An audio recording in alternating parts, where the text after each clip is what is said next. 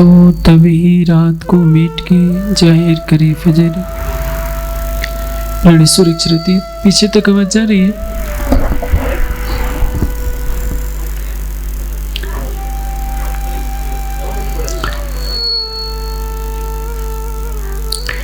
श्री मोहम्मद कहे मेहर की रूहों आओ एक नजर।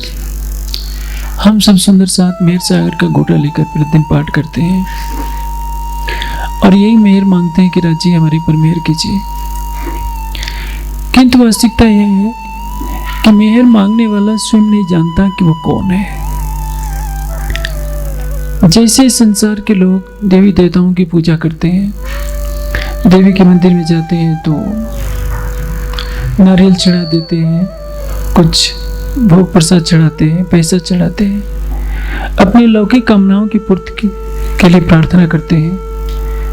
हम भी राज्य को वही समझ लेते हैं। अक्षरातीत क्या है हम कभी जानते ही नहीं, और हम क्या है ये भी नहीं जानते। जो अक्षरातीत को नहीं समझेगा वो स्वयं को क्या समझेगा, और जो स्वयं को नहीं जानेगा वो अक्षरातीत को भी नहीं जान पाएगा। ये जो तीसरा सागर है एक दिली का, जिसको कहते हैं वहदत का सागर। वहदत किसको कहते हैं? जिसमें एक ही दिल हो। यहाँ जितने हम सुंदर साथ बैठे हैं सबके दिल अलग अलग है। एक ही परिवार के 4 बच्चे होते हैं, एक ही पिता के 4 पुत्र होते हैं, चारों की सोच अलग अलग होती है। संसार में मुंडे मंदे मनते भिन्ना 8 अरब की जनसंख्या है लगभग, लेकिन 8 अरब लोगों का चिंतन अलग अलग होगा, उनके गुण कर्म स्वभाव अलग अलग होते हैं। किंतु परम धाम में ऐसा नहीं है। परम धाम में एक ही दिल सबके रूप में क्रीड़ा कर रहा है। मैं आपको एक दृष्टांत से समझाता हूँ तो परम धाम की वहदत की लीला समझ में आएगी। आप नींबू का वृक्ष देखिए।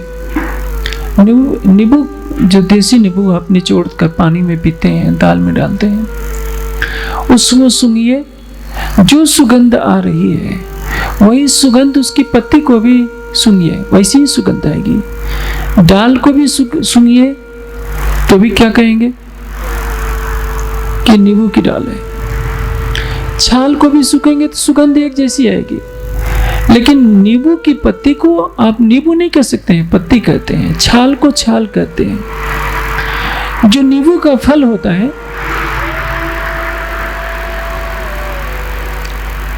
नींबू के फल को आप कहते हैं कि नींबू का फल है। नींबू के बीज को जब आप जमीन में बो देते हैं, पौधा उगता है, उस पौधे से पुनः दूसरा पौधा उग जाता है, क्योंकि उस पौधे में सैकड़ों फल लगते हैं। उस एक बीज को बोएंगे न जाने कितने नींबू के और पौधे तैयार हो जाते हैं। सभी में गुण किसका है? नींबू का है। वैसे ही एक राज्य का दिल जो मूल मिलावे में सिंहासन पर बैठा है, वही राज्य का दिल श्यामा जी के रूप में लीला कर रहा है। हम कहते हैं रुए तन हाथी का हाथी तने हक। राज्य के अंग क्या है? श्यामा जी। श्यामा जी के अंग सखियां, सखियों के अंग क्या है? खूब खुशहालियां। राज्य श्यामा जी के हृदय का बहता हुआ रस जो है 25 पक्षों के रूप में दृष्टिगोचर हो रहा है, ये लीला रूप में। सब में कौन है? एक राज्य। जैसे मैंने आपको दृष्टांत दिया कि नींबू के पत्ते को सुनिए तो भी उसमें नींबू की गंध आएगी, छाल में भी नींबू की गंध आएगी, सब में नींबू की सुगंध आएगी। पहचान दे रहा है हर लीला रूप पदार्थ, पत्ती, छाल, उसका छिलका कि नींबू है। उसी तरह से परम धाम के कण कण में जो स्वरूप क्रीड़ा कर रहा है वो केवल राज्य का स्वरूप है। पूर्ण ब्रह्म, आप संध्या आरती में क्या गाते हैं? जहाँ पूर्ण ब्रह्म बिना और नहीं कोई, सच्चिदानंद बिना और नहीं कोई। जहाँ राज्य के अतिरिक्त कोई दूसरा हो ही नहीं, तो ये कहना कि सखियां हैं, खूब खुशहालियां हैं, परम धाम के 25 पक्ष है, ये हमारी बुद्धि में समझ में आने के लिए है। क्योंकि माया की जिस दुनिया में बैठे हैं वो द्वैत की दुनिया है, और इस संसार में सबका दिल कभी एक नहीं होता। पति पत्नी कहते हैं कि हम दोनों एक ही गाड़ी के 2 पहिए हैं, लेकिन दोनों का दिल मिलेगा नहीं, विचारधारा अलग अलग रहेगी।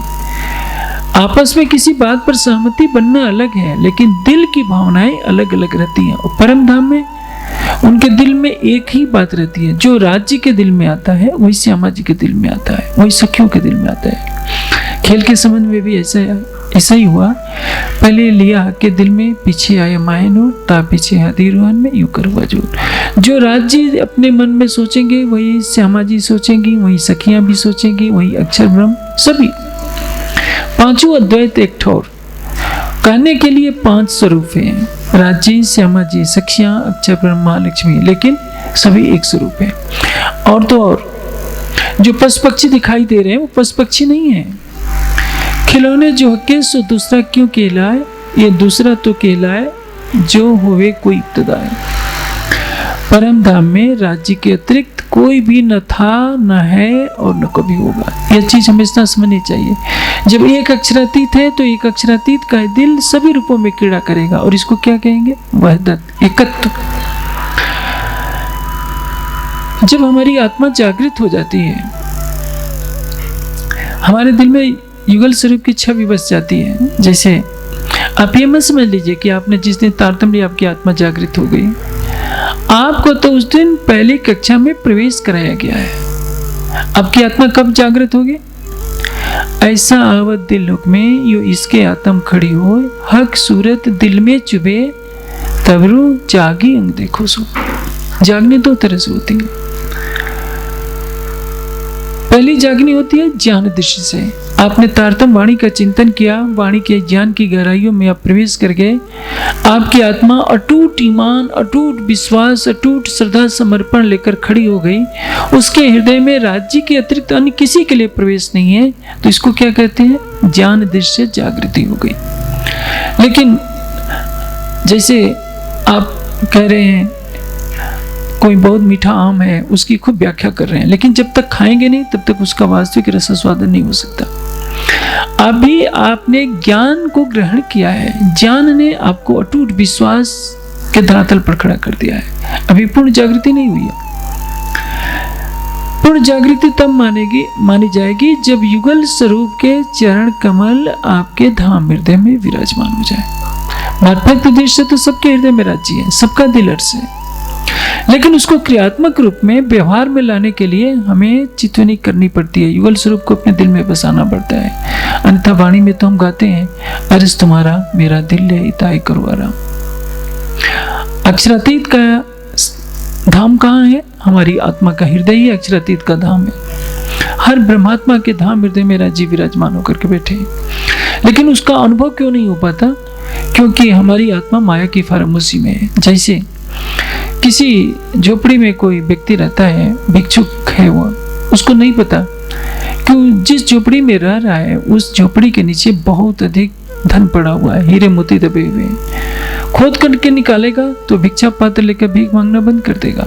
लेकिन जब तक उसको नहीं पता है वो तो अपने को असहाय अवस्था में अनुभव करता है। यही कहानी है संसार की।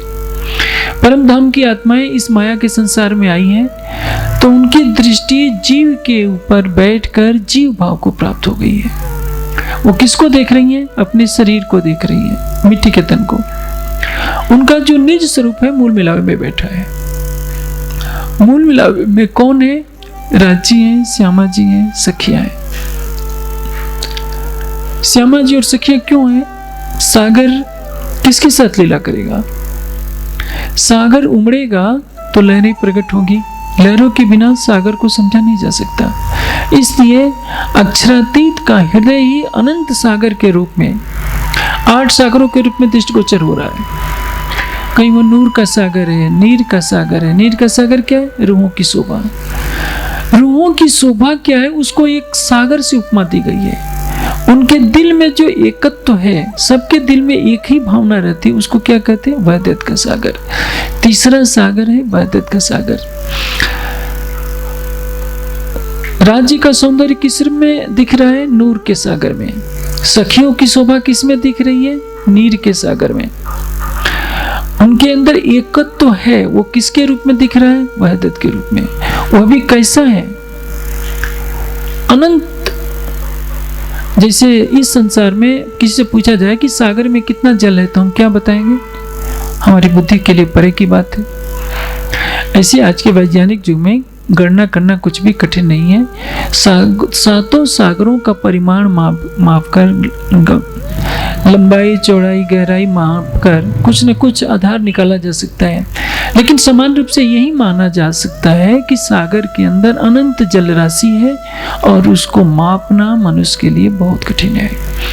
अक्षरातीत के हृदय में जो 8 सागरों का रस समाया है उसको भी मापना किसी तरह से संभव नहीं है। कैसा है, इसलिए इस संसार में सागर से केवल उपमा दी गई है, वो भी समझने के लिए। महामती जी की आत्मा कह रही है, अब कहूं सागर तीसरा मूल मेरा विराजत।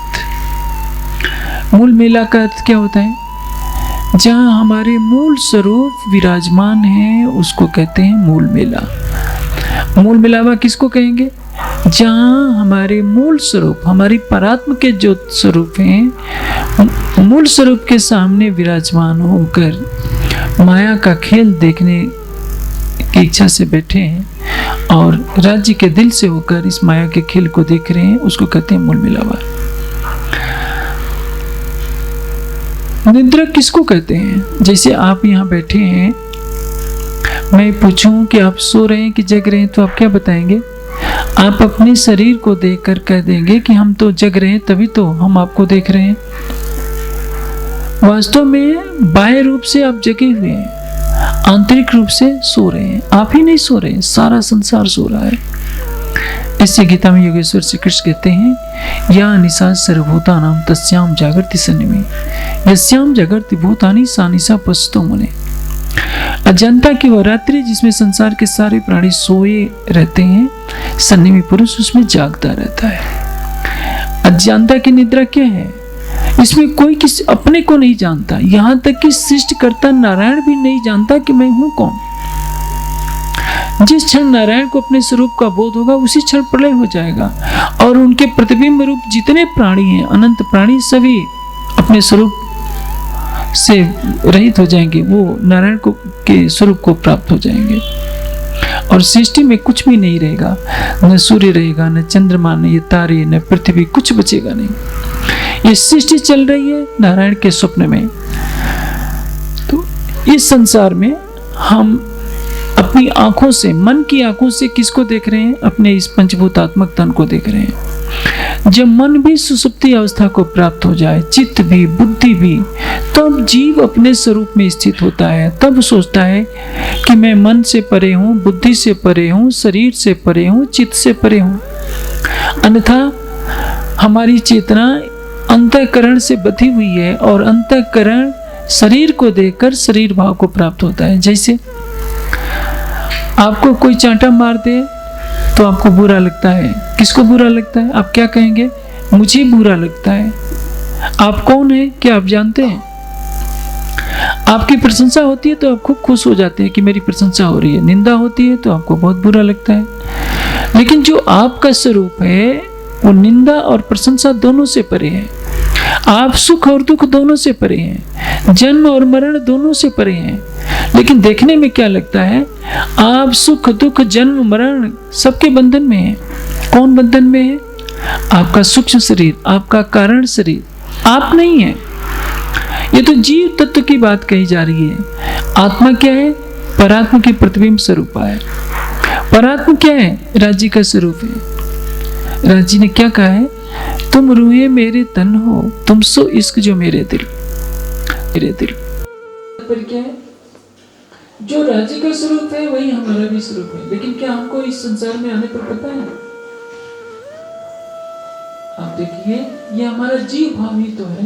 मंदिर में माथा टेकते हैं तो डरते कांपते टेकते हैं, पता नहीं राज्य रूठ न कहीं माहौल में भूख नहीं लगाया था, आज पाठ नहीं किया था। प्रेम क्या कहता है? जैसे हथेली पर आंवला रखकर किसी को दे दिया जाता है, उसी तरह से आप अपना दिल राज्य को दे दीजिए। आप अपने हृदय का प्रेम राज्य को दीजिए। आपके हृदय में केवल राज्य बसते हैं तो उस समय भय नहीं रहेगा कि राज्य हमारा रूठ करके कुछ अनिष्ट कर देगा। वो प्रेम का सागर है, उसके पास रूठना शब्द नहीं है, नाराज शब्द नहीं है। ये रूठना, नाराज होना, विध्वंस करना संसार के ज्ञान में होता है। परम धाम में ये तीनों शब्द नहीं मिलेंगे आपको कि राज्य ने किसी का अनिष्ट कर दिया हो, किसी से विनाश कर दिया, क्यों करेंगे? जो प्रेम का स्वरूप है। राजी क्या कहते हैं कि परम धाम की आत्माओं, दुख न देव फूल पाखड़ी, देखो शीतल ने उपजाऊं सुख सबो उनको बुलाऊं उठेगा। किसी को फूल की पंखड़ी से मारा जाए उस पर, किसी के ऊपर फूल फेंकते हैं तो उसको बहुत अच्छा लगता है, क्योंकि फूल में सुगंधी होती है, कोमलता होती है। कोई ये कहे कि मुझे फूल की पंखुड़ी से कष्ट होता है, तो राजी कहते हैं कितना भी कष्ट मैं तुमको नहीं दे सकता। तो वह अक्षरातीत आपको दुख क्यों करेंगे? आपको दुखी कौन करता है? दुख अपन को जो होते हैं सो माया करते हैं। हम दुखों के कारण स्वयं हैं। यदि हम राज्य से पीठ देकर संसार की माया के पीछे भागेंगे तो माया तो दुख निधान जी। अक्षरातीत क्या है? आप सवेरे की मंगल आरती में क्या गाते हैं? सुख को निधान, जय जय सुख को निधान। जिसके पास सुख ही सुख है वो दुख कहां से देगा?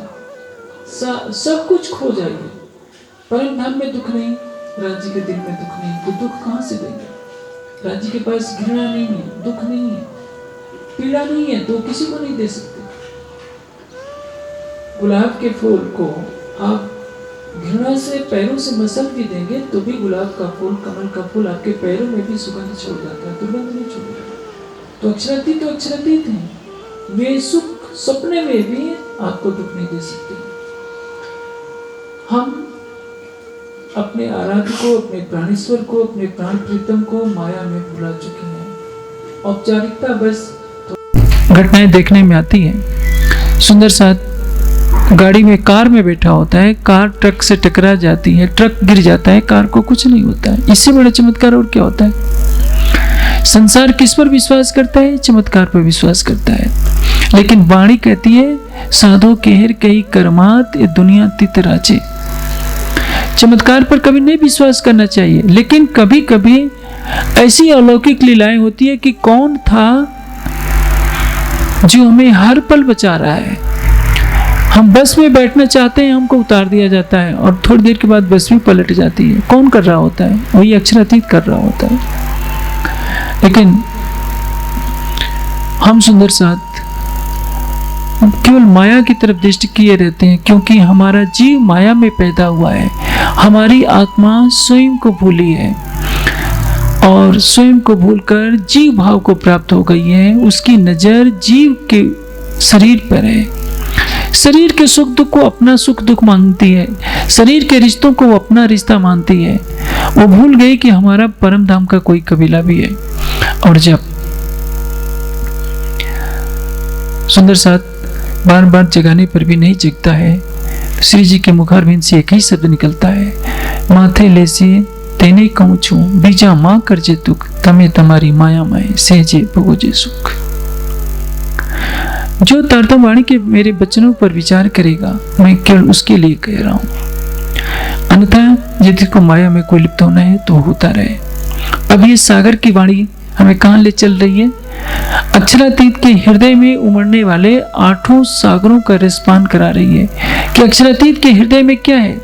चौथे सागर में प्रवेश करेंगे तो क्या दिखेगा? युगल स्वरूप का नक्श सिक तक श्रृंगार। 5वें में इश्क का सागर क्रीड़ा कर रहा है। 6ठे में इल्म का सागर क्रीड़ा कर रहा है। 7वें में निस्बत का संबंध, निस्बत का सागर क्रीड़ा कर रहा है। निस्बत किसको कहते हैं? जिसने निस्बत को पहचान लिया उसने सब कुछ पहचान लिया। और हमने सच है कि अभी तक निस्बत को पूरी तरह से पहचाना नहीं है। ब्रज में पहचाना था नहीं। ब्रह्मशिष्ट हो तो ब्रजराज में, प्रेम हो तो लक्ष्य बिन। प्रेम था, लक्ष्य नहीं था। रास में जाने पर पता चला कि ये तो हमारे प्रीतम है। संबंध का पता चला, वो भी पूरी जानकारी नहीं है। पूरी जानकारी होती सखियां एक एक डाली में खोजती हैं, एक एक कुंज निकुंज में खोजती हैं, लेकिन उनको ये पता नहीं कि राजी कहाँ बैठे हैं। सबके दिल में श्री देवचंद जी के तन से लीला होती है, उनकी अंतर्धान लीला होती है। सभी सुंदर साथ क्या सोचते हैं कि सतगुरु धनीश देव चंद जी का तन पूरा हुआ तो राज्य भी परम धाम चले गए। मूल संबंध का पता नहीं था। वाणी क्या कहती है, मैं रह न सकूं रूह बिन, रूहें रह न सके मुझ बिन, जब पहचान हुए वाको तब सहे न बिछुआ किन। आपने कभी सूरज को उसकी किरणों से अलग होते हुए देखा है? नहीं। सागर से कभी लहरें नहीं अलग हो सकती, चंद्रमा से उसकी चांदनी नहीं अलग हो सकती, फूल से सुगंध नहीं हो सकती, तो राज्य सखियों से अलग कैसे हो सकते हैं? पौड़े बेले जागसी भेले, साथ आए हैं साथ जागना है। इसलिए किसी का भी तन छूटता है तो ये न समझे कि वो आत्मा परम धाम चली गई है। जब मुसाफ गिरो हादी चली, पीछे दुनी रहे क्यों कर। जब तक ये सूरज है, ये चंद्रमा है, गुम्मट जी है, खेल चल रहा है, तब तक समझिए कि राज्य भी हमारे साथ है, क्योंकि साथ आए हैं तो साथ जाना पड़ेगा। इस खेल में ब्रह्मात्मा की सुरता जब आएगी तो राज्य कहे बिना नहीं आ सकती। हमको खेल दिखावन काज, हमसु आगो आए श्री राज। हमारी आत्मा का दिल हर पल राज्य से जुड़ा हुआ है। मैं अभी प्रसंग चला रहा था, किस तरह से सेठ लक्ष्मण दास एक ही दिन में गरीब हो जाते हैं, कुछ नहीं होता है। लाल दास संग चले खाली लेकर हाथ। स्वयं मिराज के साथ भी यही होती है, लेकिन सेठ लक्ष्मण दास को कितनी शोभा मिलती है कि श्री जी के साथ छाया किस तरह वो चलते हैं। श्री मिराज पर भी आरोप लगते हैं कि उन्होंने राजा का धन ले लिया है और उनको नजरबंदी की अवस्था में बंद किया जाता है, हफ्से में। कारागार में जाने वाला कौन है? मिहिराज। लौट करके आता है कौन? वो श्रीराज। जो मिहिराज था वो श्रीराज बन करके निकलता है। बाहर से दुख दिखाई दे रहा है, अंदर से क्या है? सबसे बड़ी कृपा। और यदि श्री मिहिराज कारागार में नहीं जाते, विरह में 6 माह नहीं तड़पते, तो उस तन से वाणी का अवतरण कहां से संभव हो सकता था? यदि सेठ लक्ष्मण दास अपना व्यवसाय ही करते रहते तो श्री जी के साथ छाया की तरह चलने का सौभाग्य उनको प्राप्त नहीं हो सकता था। उनके तन से बितक लिखी जाती है, वृत्त लिखी जाती है, बितक मोहम्मद की बितक लिखी जाती है, सब में महामती की छाप है। जो इंद्रावती को शोभा मिली वह शोभा धारण करने का सौभाग्य लालदास जी को मिलता है, क्योंकि उन्होंने अपना सब कुछ अहम श्री जी के चरणों में समर्पित कर दिया था। वैसे ही यदि हम भी अपना तन, अपना मन, अपना हृदय सब कुछ राज्य को सौंप देते हैं, अहंग से परे हो जाते हैं, तो परिणाम क्या होगा? हम उसमें मिल जाते हैं। देखिए, खिलवत में बहुत महत्वपूर्ण चौपाई है कि मारिया कहिया, काड़िया कहिया और कहिया हो जुदा। मैं खुद ही को मारना। आप बुद्धिमान है, विद्वान है, ज्ञानवान है, तो इसको भुला दीजिए कि मैं ज्ञानवान हूं। आपका रूप रंग बहुत सुंदर है, इसका अहंकार छोड़ दीजिए। आपके पास धन का अहंकार है, इसका भी छोड़ दीजिए। आपको संसार में बहुत बड़ा पद मिला है, इसका भी छोड़ दीजिए अहंकार। आप राज्य का बहुत ध्यान करते हैं, बहुत चितवनी करते हैं, बहुत सेवा करते हैं, ये भी छोड़ दीजिए। आप कुछ भी हैं, इसको भुला दीजिए। तो क्या होगा? पहले आप मुर्दे हुए, तीन दुनी करी मुर्दार। मुर्दा होने का तात्पर्य मर जाना, मरने का तात्पर्य क्या है? आप हैं, इसको भी भुला दीजिए। प्रेम में, समाधि में क्या अवस्था होती है?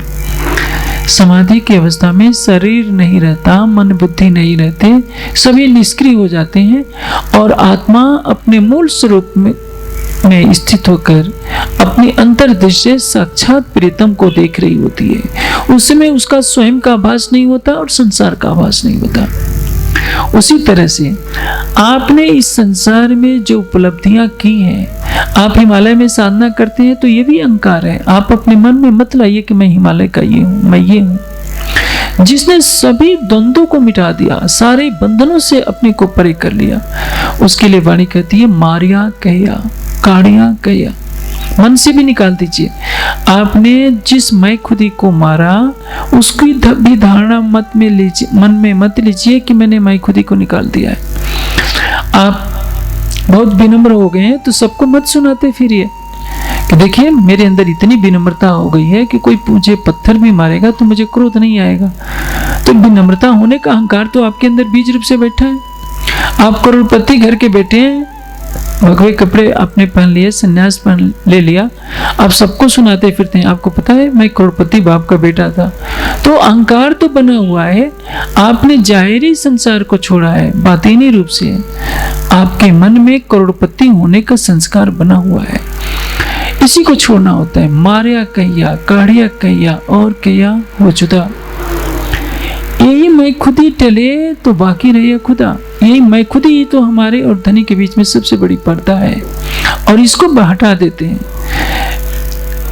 गंगा में कितने शहरों के गंदे नाले गिरते हैं, गंदे नाले गंगा में गिरने पर गंगा कहलाने लगते हैं, और गंगा जब सागर में मिल जाती है तो वो गंगा नहीं रह जाती, उसको सागर कहा जाता है।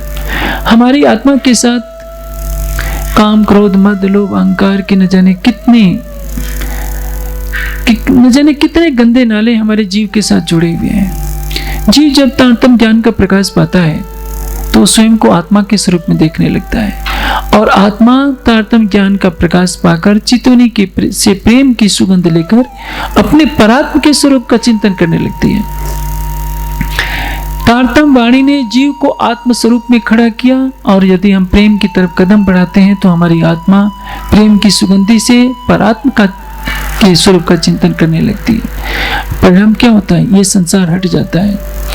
जिस मैं और मेरे से ये संसार खड़ा हुआ है, मैं और मेरे का भाव हटते ही केवल तुम और तेरा रह जाता है। इसीलिए वाणी कह रही है, यही मैं खुद ही टले तो बाकी रह या खुदा। राज जी ने हमें इतना बड़ा सौभाग्य दिया है, लेकिन जब तक हम मैं और मेरे के बंधन में रहेंगे तो क्या होगा? मैं में ही तो सारा संसार है। या सारा संसार किससे पैदा हो रहा है? इन मैं में डूबिया सब कोई, सारा संसार इस बंधन में है। या को पार न पावे कोई, या को पार सो पावे, जाको मुतलक बख्शीश हो। आप जानते हैं यहाँ जितने सुंदर साथ हैं, राज जी आपके सामने आ जाए तो क्या मांगेंगे आप? कोई मांगेगा कि हमें प्राइम मिनिस्टर बना दीजिए, कोई राष्ट्रपति बनना चाहेगा, कोई हुक्म मांगेगा कि हमारा कहना सारा संसार माने, कोई ज्ञान मांगेगा, कोई चमत्कार मांगना शुरू कर देगा कि हम चमत्कार दिखाकर सारे संसार को अपने पास बुला लें। लेकिन जो समझदार होगा वो क्या मांगेगा? मेरे अहम को मिटा दीजिए, मेरे अंदर कुछ न रह जाए। और जिसने यह मांग लिया, या को पार सो पावी, जाको मुतलक बख्शीश होए। राज्य की सबसे बड़ी कृपा क्या है? आपको अरबपति बना दे, सारे ब्रह्मांड का राज दे दे। ये ब्रह्मांड क्या है? ये तो सपना है। यदि आप इस ब्रह्मांड में कोई पद पा लेते हैं तो कितने दिन तक रहेगा? और आप भी दुनिया में कितने दिन तक जीवित रहेंगे? चलिए लाख साल भी जीवित रहते हैं यदि आप, संभव नहीं है। अभी अश्वत्थामा की तरह, परशुराम जी की तरह लाख साल करोड़ वर्ष जीवित रहें, जब तक दुनिया नष्ट न हो तब तक आप बने रहें। एक न एक दिन तो संसार को नष्ट होना ही है। फिर भी क्या लेकर कहेंगे? यदि आप छोटी छोटी चीजों को मांगते हैं राज्य से, तो राज्य भी हंसते हैं कि इन्होंने मुझे नहीं पहचाना, मुझे परात्म की दृष्टि से नहीं देखा। इसलिए जो आत्मा जागृत होती है केवल यही मांगती है कि राज्य मेरे धाम हृदय में बस जाइए, मुझे माया के विकारों से दूर कर दीजिए, मेरे अंदर का अहम हमेशा के लिए समाप्त कर दीजिए। और जो ऐसा मांगता है राज्य अवश्य पूरी करते हैं। लेकिन आश्चर्य की बात है कि ऐसा कोई मांगता ही नहीं। हम पाठ भी रखते हैं तो केवल माया की चीजें को मांगते हैं, वे चीजें जो हमारे पास थोड़े समय के लिए रहने वाली हैं।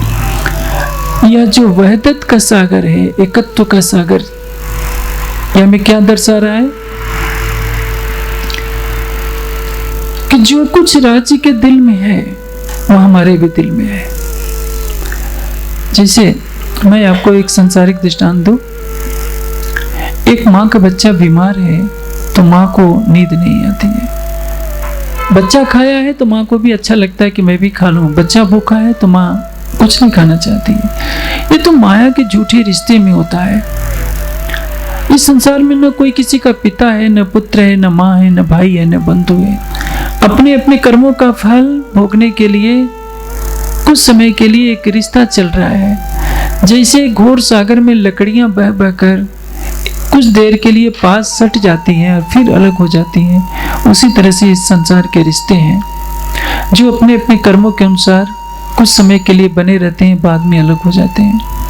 देखिए, आपके जो माता पिता हैं वो भी शरीर छोड़ जाएंगे, आप भी कभी माता पिता बनेंगे, आपके भी पुत्र होंगे, पोते होंगे, आप भी शरीर छोड़ जाएंगे। एक पीढ़ी पैदा हो रही है, एक पीढ़ी शरीर छोड़ रही है। ये संसार की कहानी है। किसी धर्मशाला में हम ठहरते हैं, रात भर रुकना होता है, सवेरे तो सबको अपने अपने गंतव्य पर चले ही जाना होता है। उसी तरह से ये संसार है नहीं, लेकिन सब कुछ लग रहा है। और सबसे बड़ी हंसी यह हो रही है कि जो संसार है ही नहीं, उसी को सबने है मान रखा है। और जो संसार नहीं है उसको है मान रखा है।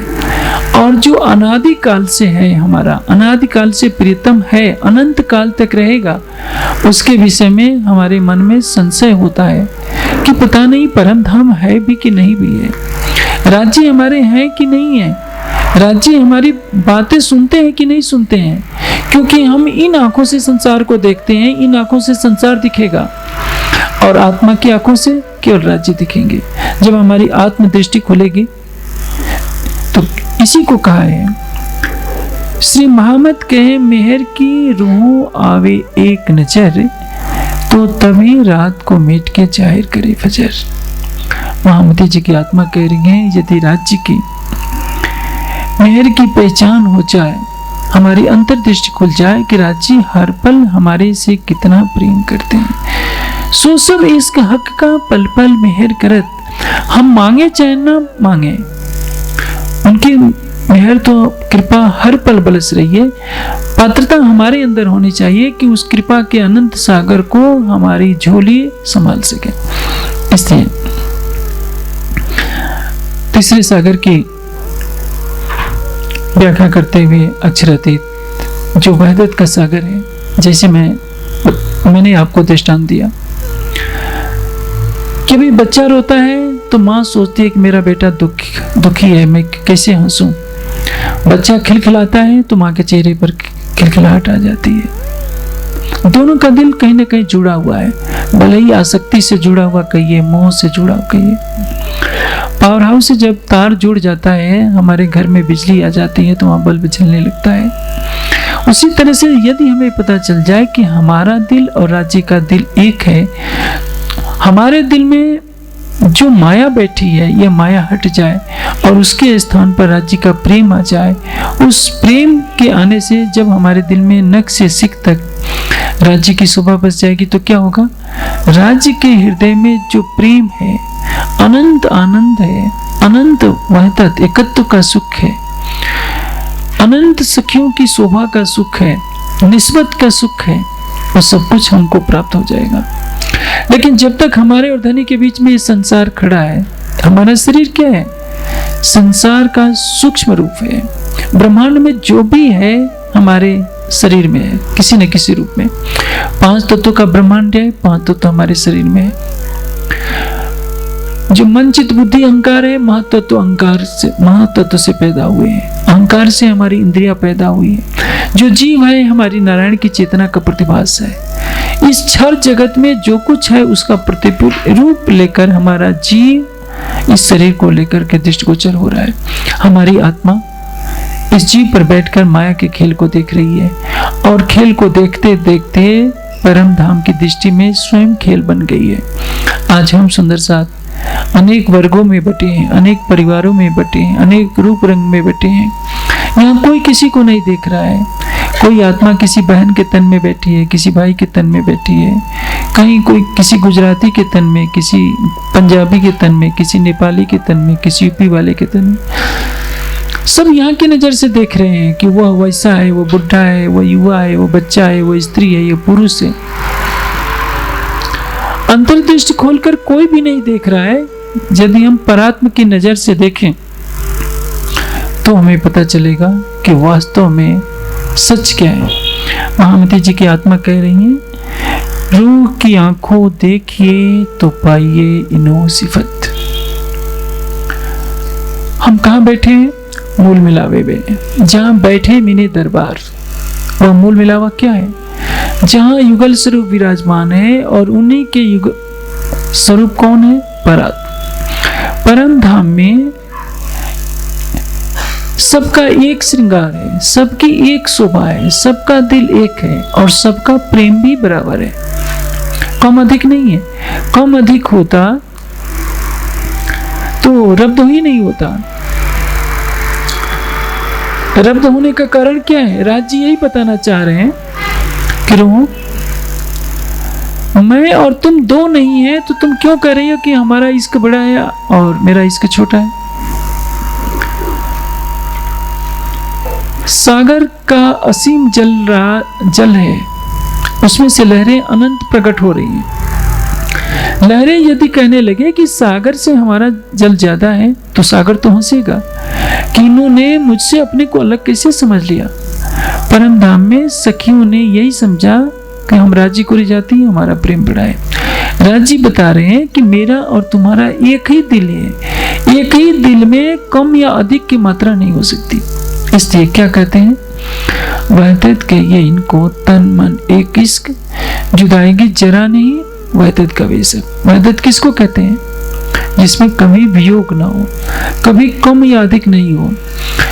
जितना सुख राज्य के हृदय में है उतना ही सुख श्यामा जी के अंदर है, उतना ही सुख सखियों के अंदर है, उतना ही सुख खूब खुशहालियों के अंदर है। लीला रूप में जरूर का हम कह सकते हैं कि राज्य का दीदार करके सब सारा परम धाम आनंदित हो उठता है। जब तीसरी भूमिका की पटसाल पर राज्य दर्शन देते हैं तो सभी दर्शन करके तृप्त हो जाते हैं। यह बात लीला रूप में कही जा रही है, अन्यथा उनके स्वरूप में कौन है? खिलौने जो हक्के सो दूसरा क्यों कहलाए, ये दूसरा तो कहलाए जो हुए कोई इब्तदाई। वहां पशु पक्षी नहीं है, खूब खुशहालियां नहीं है, केवल राज्य है। जिमी जात भी रूह की, रूह जात आसमान। वहां की धरती भी आत्मा का स्वरूप है। ये मत समझिए कि जो मूल मिलावे में सखियां बैठी हैं वही केवल आत्मा है। सारा परम धाम ही आत्मा का स्वरूप है। राज्य के जो वस्त्र आभूषण है वो भी आत्मा के स्वरूप है। जब राज्य अपने चरण कमल धरती पर रखते हैं तो धरती भी कोमल हो जाती है, धरती भी रिझाती है। वहां का आकाश भी राज्य को रिझाता है, हवा भी रिझाती है, जल भी रिझाता है। सभी आत्मा रूप है, लीला रूप में सभी एक दूसरे को रिझा रहे हैं, क्योंकि एक राज्य के अतिरिक्त अन्य कोई है ही नहीं। मैं आपको एक दृष्टांत से अभी समझाता हूं। जैसे नमक बना है किससे? सागर से।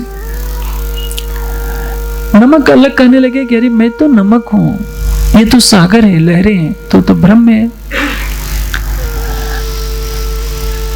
नमक को ये पता नहीं कि तू सागर से अभिन्न है, लहरें भी अभिन्न है, सागर ने सबको अपने अंदर समेटे हुए हैं। सागर से ही लहरें प्रकट हो रही हैं और लहरों का जल ही नमक को उत्पन्न कर रहा है। बेचारा सागर की गहराई नापते में तो गल जाएगा। जितना गहराई में जाएगा उसको लगेगा कि मेरा ही जो मेरे अंदर स्वाद है सागर के जल में भी वही स्वाद है, वही घनीभूत हो गया है, तो नमक के रूप में दिखाई दे रहा है। सखियों का स्वरूप है अलग दिख रहा है, श्यामा जी का स्वरूप अलग दिख रहा है, और यही से सब क्या समझ रहे हैं कि हम रिझाते हैं, हम रिझाते सभी हैं, सभी एक दूसरे को रिझा रहे हैं। राज्य श्यामा जी के रूप में होकर, सखियों के रूप में होकर क्रीड़ा कर रहे हैं। खूब खुशहालियां किसको रिझा रही हैं? सखियों को। सखियां किसको रिझा रही हैं? युगल स्वरूप को। श्यामा जी कह रहे हैं कि नहीं, मैं तो सखियों को भी देखती हूँ और राज्य को भी रिझाती हूँ। राज्य कह रहे हैं कि नहीं, सबको प्रेम मैं दे रहा हूँ। राज्य अपनी जगह सही कह रहे हैं, सखियां अपनी जगह सही कह रहे हैं, सभी सच कर रहे हैं। क्यों? क्योंकि निस्बत के संबंध को कोई समझ नहीं पा रहा है, वहदत के रहस्य को कोई भी समझ नहीं पा रहा है।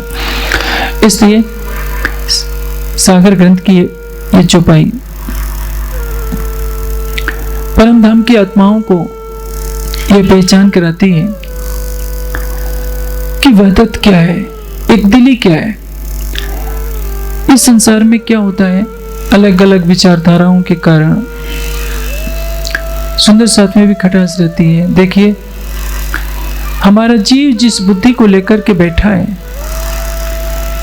उस बुद्धि में सत्व रज तम तीनों का प्रवेश है। हम जो आहार करते हैं, हमारा शरीर क्या है? त्रिगुणात्मक है। हमारा आहार भी त्रिगुणात्मक है। जब हम सात्विक आहार करते हैं तो बुद्धि भी सात्विक होती है। रजोगुणी आहार करते हैं, बुद्धि रजोगुणी होती है। तमोगुणी आहार करते हैं तो बुद्धि तमोगुणी होती है। जो बुद्धि से परे है, मन से परे है, उस अक्षरातीत को दर्शाने के लिए परम धाम की वाणी है। जब से सृष्टि प्रकट हुई है, तब से हर मनीषी ने सोचा है कि मैं अक्षरातीत के बारे में जान सकूं, लेकिन वाणी कहती है अद्वैत शब्द जो बोलिए तो सिर पड़े उतर। अद्वैत की व्याख्या करे कौन करेगा? जिसका सिर धड़ से अलग हो जाए। सिर से का धड़ से अलग होने का तात्पर्य क्या होगा? जो मृत्यु को प्राप्त हो जाए। मरेगा कौन? जीवित कौन है? आपसे मैं पूछूं कि आप जीवित हैं कि मरे हुए हैं, आप क्या कहेंगे? जीवित हैं। लेकिन राजी तो कह रहे हैं कि सबको मरना पड़ेगा जो मुझे चाहता है। मोहम्मद कहे मोमिनो सुनो मेरे वतनी यार, कसम करावे कुर्बानियां आओ वही मारे किलार। तो क्या राजी कहेंगे कि मर जाओ? जिसने मन को मार लिया है, जो मन से मर गया है, वास्तव में मर गया है। मन से मरने का तात्पर्य क्या है? मन को क्या चाहिए? मन इंद्रियों का राजा है। हमारी 5 इंद्रियां हैं। पांचों इंद्रियां 5 विषयों का सेवन करती है। आंखें रूप को देखती हैं, खुश होती हैं। मन इसके माध्यम से खुश होता है। त्वचा कोमल स्पर्श चाहती है। जीवा स्वादिष्ट पदार्थों का सेवन करना चाहती है। नासिका सुगंध लेना चाहती है और कान मधुर ध्वनि सुनना चाहते हैं। जब भी मन को ये 5 चीजें मिलती है तो मन बहुत खुश होता है, लेकिन शांति इसको नहीं मिल पाती है। कभी कहीं भागता है, कभी कहीं भागता है, और जीव बेचारा मन के पीछे पीछे है। जीव के ऊपर माया का अंधकार पड़ा होता है।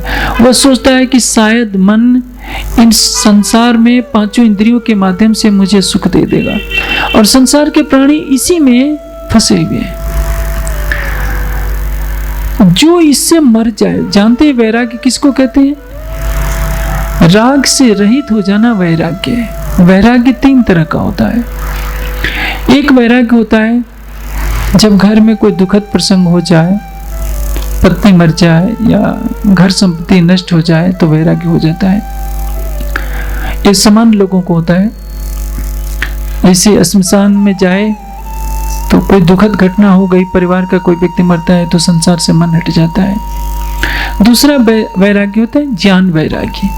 हमने ग्रंथों का अध्ययन किया, पूर्व का संस्कार बलवान हुआ और हमने संसार छोड़ दिया, ध्यान करने लगे, भक्ति में लग गए। तीसरा वैराग्य होता है पर वैराग्य, वो समाधि अवस्था में प्राप्त होता है। समाधि में जब हमारी चेतना स्वयं के स्वरूप को प्रकृति से अलग देखती है कि ये माया का संसार है और मैं 5 कोशों से अलग हूं, प्राणमय, अन्नमय, मनोमय, सभी आनंदमय जितने कोश हैं 5, सबसे मैं अलग हूं।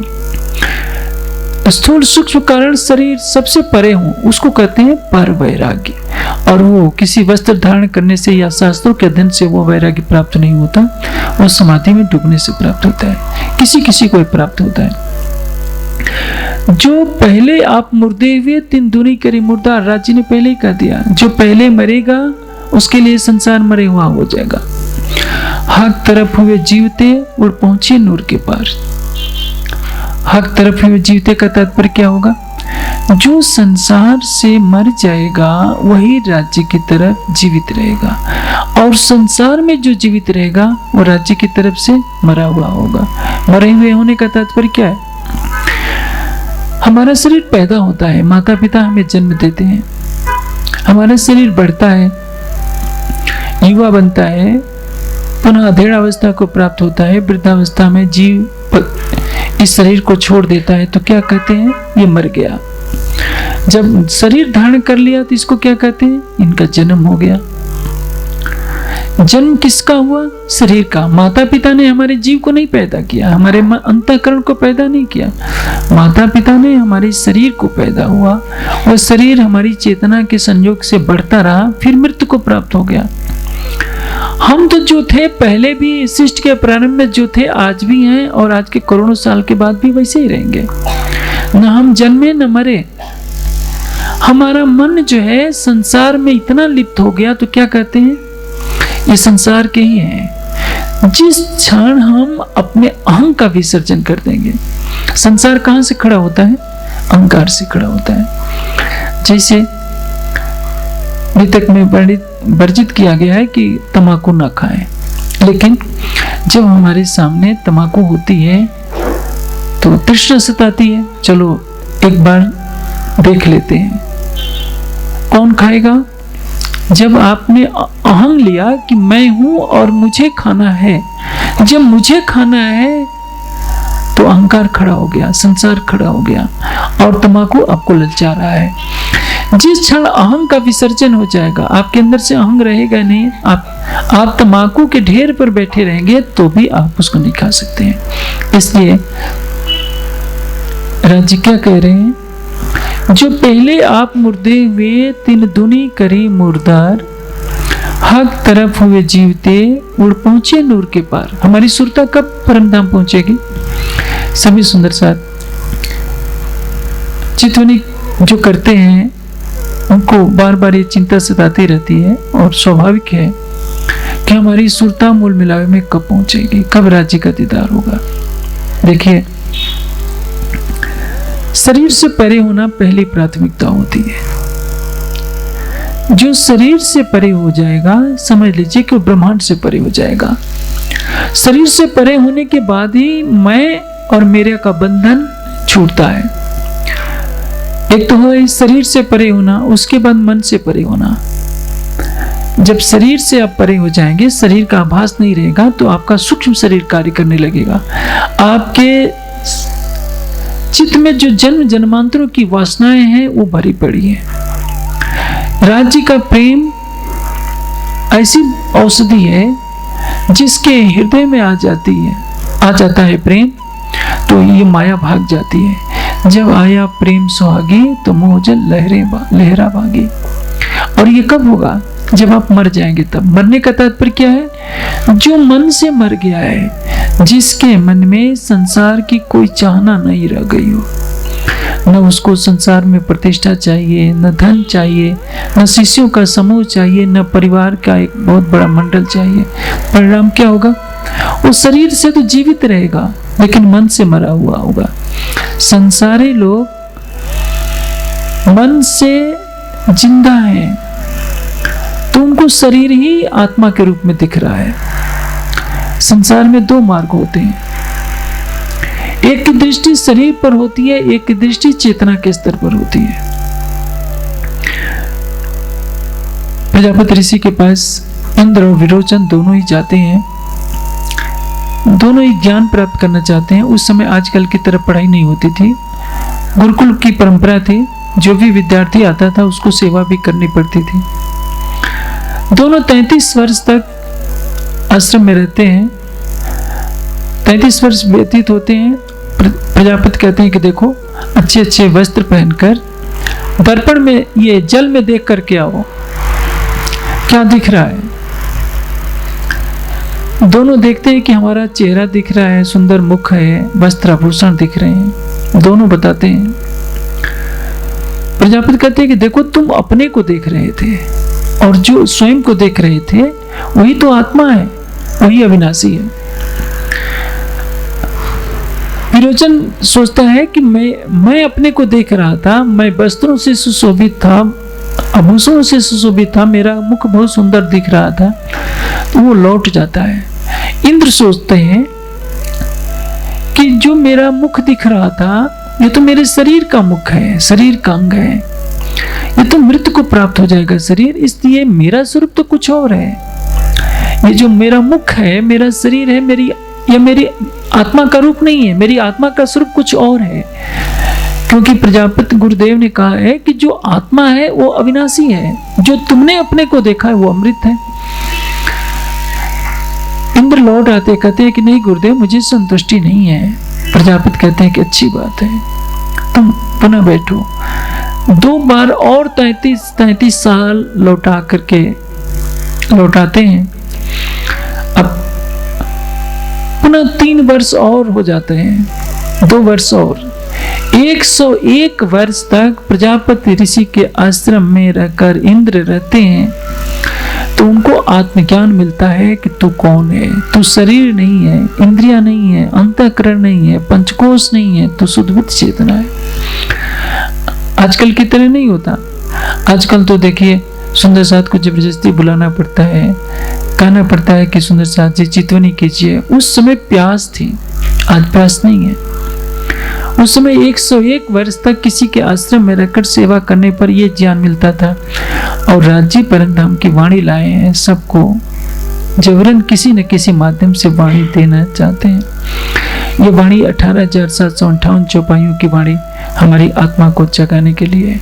तो वही बात कह रहा हूँ, विरोचन के अनुयायी असुर हुए जिन्होंने शरीर को ही सब कुछ समझा, और इंद्र के अनुयायी जो देवता हुए उन्होंने आत्म तत्व को समझा।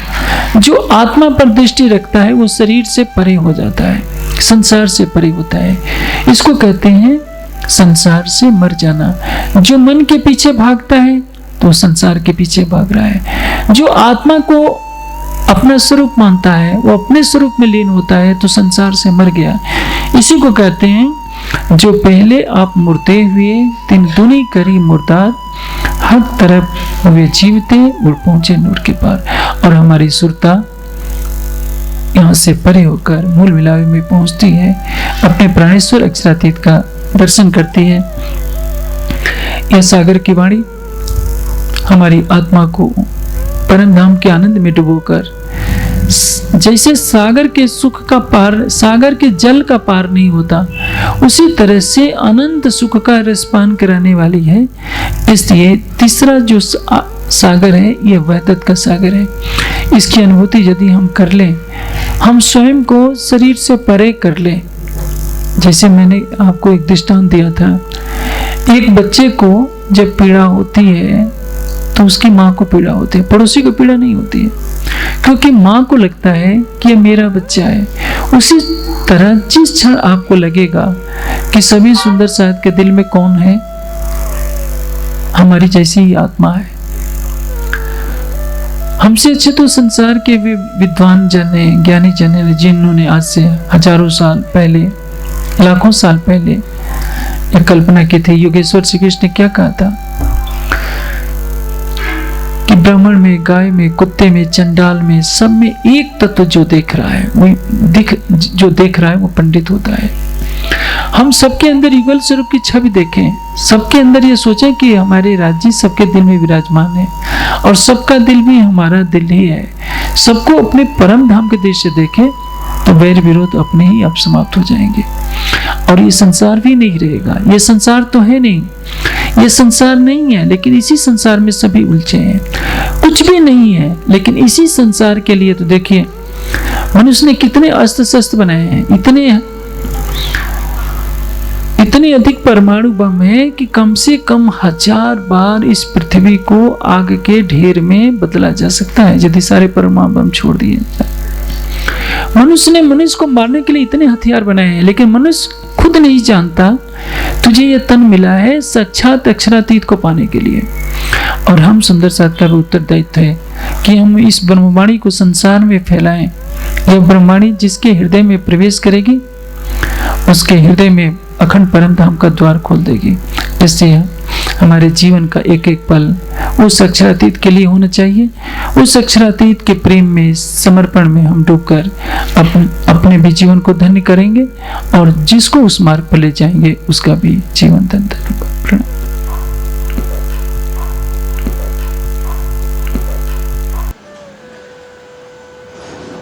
विरोचन सोचता है कि मैं अपने को देख रहा था, मैं वस्त्रों से सुशोभित था, आभूषणों से सुशोभित था, मेरा मुख बहुत सुंदर दिख रहा था, वो लौट जाता है। इंद्र सोचते हैं कि जो मेरा मुख दिख रहा था ये तो मेरे शरीर का मुख है, शरीर का अंग है, ये तो मृत्यु को प्राप्त हो जाएगा शरीर, इसलिए मेरा स्वरूप तो कुछ और है। ये जो मेरा मुख है, मेरा शरीर है, मेरी आत्मा का रूप नहीं है, मेरी आत्मा का स्वरूप कुछ और है। क्योंकि प्रजापति गुरुदेव ने कहा है कि जो आत्मा है वो अविनाशी है, जो तुमने अपने को देखा वो अमृत है। इंद्र लौट आते कहते हैं कि नहीं गुरुदेव, मुझे संतुष्टि नहीं है। प्रजापति कहते हैं कि अच्छी बात है, तुम पुनः बैठो। 2 बार और 33 साल लौटा करके लौटाते हैं। अब पुनः 3 वर्ष और हो जाते हैं, 2 वर्ष और। 101 वर्ष तक प्रजापति ऋषि के आश्रम में रहकर इंद्र रहते हैं। तो उनको आत्मज्ञान मिलता है कि तू कौन है। तू शरीर नहीं है, इंद्रिया नहीं है, अंतःकरण नहीं है, पंचकोश नहीं है, तू शुद्ध से है। आजकल की तरह नहीं होता। आजकल तो देखिए सुंदर साथ को जबरदस्ती बुलाना पड़ता है, कहना पड़ता है कि सुंदर साथ जी चितवनी कीजिए। उस समय प्यास थी, आज प्यास नहीं है। उस समय 101 वर्ष तक किसी के आश्रम में रहकर सेवा करने पर यह ज्ञान मिलता था। और राज्य परम की वाणी लाए हैं सबको, जबरन किसी न किसी माध्यम से वाणी देना चाहते हैं। यह वाणी 18,758 चौपाइयों की वाणी हमारी आत्मा को जगाने के लिए। तो वही बात कह रहा हूँ, विरोचन के अनुयायी असुर हुए जिन्होंने शरीर को ही सब कुछ सोचा, और इंद्र के अनुयायी जो देवता हुए उन्होंने आत्म तत्व को समझा। जो आत्मा पर दृष्टि रखता है वो शरीर से परे हो जाता है, संसार से परे होता है। इसको कहते हैं संसार से मर जाना। जो मन के पीछे भागता है तो संसार के पीछे भाग रहा है। जो आत्मा को अपना स्वरूप मानता है, वो अपने स्वरूप में लीन होता है, तो संसार से मर गया। इसी को कहते हैं जो पहले आप मुर्दे हुए, दुनी पहले मुर्दा, हर तरफ वे जीवते और पहुंचे मृत्यु पर। और हमारी सुरता यहाँ से परे होकर मूल मिलावे में पहुंचती है, अपने प्राणेश्वर अक्षरातीत का दर्शन करती है। यह सागर की वाणी हमारी आत्मा को परम धाम के आनंद में डुबोकर, जैसे सागर के सुख का पार, सागर के जल का पार नहीं होता, उसी तरह से अनंत सुख का रसपान कराने वाली है। इसलिए तीसरा जो सागर है यह वहदत का सागर है। इसकी अनुभूति यदि हम कर लें, हम स्वयं को शरीर से परे कर लें। जैसे मैंने आपको एक दृष्टांत दिया था, एक बच्चे को जब पीड़ा होती है तो उसकी माँ को पीड़ा होती है, पड़ोसी को पीड़ा नहीं होती, क्योंकि माँ को लगता है कि यह मेरा बच्चा है। उसी तरह जिस क्षण आपको लगेगा कि सभी सुंदर साथ के दिल में कौन है, हमारी जैसी ही आत्मा है। हमसे अच्छे तो संसार के विद्वान जन हैं, ज्ञानी जन हैं, जिन्होंने आज से हजारों साल पहले, लाखों साल पहले यह कल्पना की थी। योगेश्वर श्रीकृष्ण ने क्या कहा था कि ब्राह्मण में, गाय में, कुत्ते में, चंडाल में, सब में एक तत्व जो देख रहा है, जो देख रहा है वो पंडित होता है। हम सबके अंदर युगल स्वरूप की छवि देखें, सबके अंदर ये सोचें कि हमारे राज्य सबके दिल में विराजमान है और सबका दिल भी हमारा दिल ही है। सबको अपने परम धाम के देश से देखें तो वैर विरोध अपने ही आप समाप्त हो जाएंगे।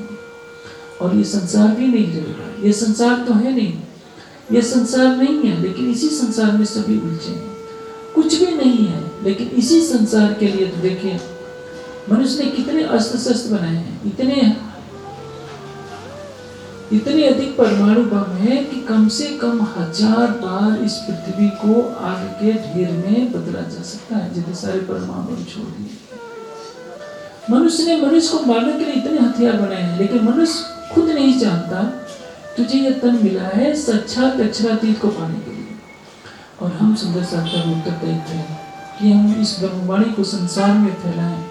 यह ब्रह्मवाणी जिसके हृदय में प्रवेश करेगी उसके हृदय में अखंड परम धाम का द्वार खोल देगी। इसलिए हमारे जीवन का एक एक पल उस अक्षरातीत के लिए होना चाहिए। उस अक्षरातीत के प्रेम में, समर्पण में हम डूबकर अपने भी जीवन को धन्य करेंगे और जिसको उस मार्ग पर ले जाएंगे उसका जीवन